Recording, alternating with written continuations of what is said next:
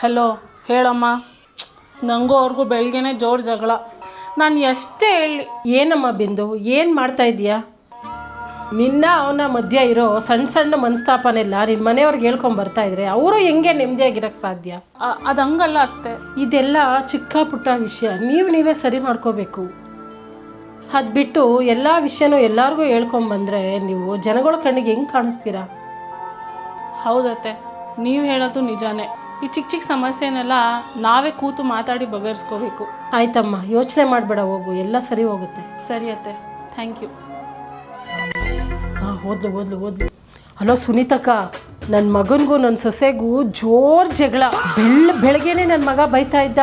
ಅಯ್ಯೋ, ಮೊದಲೇ ಬಡ್ಕೊಂಡೆ ನಾನು ಇವನಿಗೆ ಬೇಡ ಅಂತ. ಹೇಳದ್ ಮಾತು ಕೇಳಿಲ್ಲ, ಹೋಗಿ ಅವಳನ್ನ ಕಟ್ಕೊಂಡ್ಬಂದ. ಈಗ ನೋಡು, ನನ್ನ ಮಗನ ಪಾಪ ನೆಮ್ಮದಿನೇ ಇಲ್ಲ. ಸರಿ ಇಡು, ಅವಳು ಬಂದ್ಬಿಡ್ತಾಳೆ. ನಾನು ಇನ್ನೂ ಫೋನ್ ಮಾಡಿದ್ದನ್ನ 150 ಜನಕ್ಕೆ ಕೇಳಬೇಕು.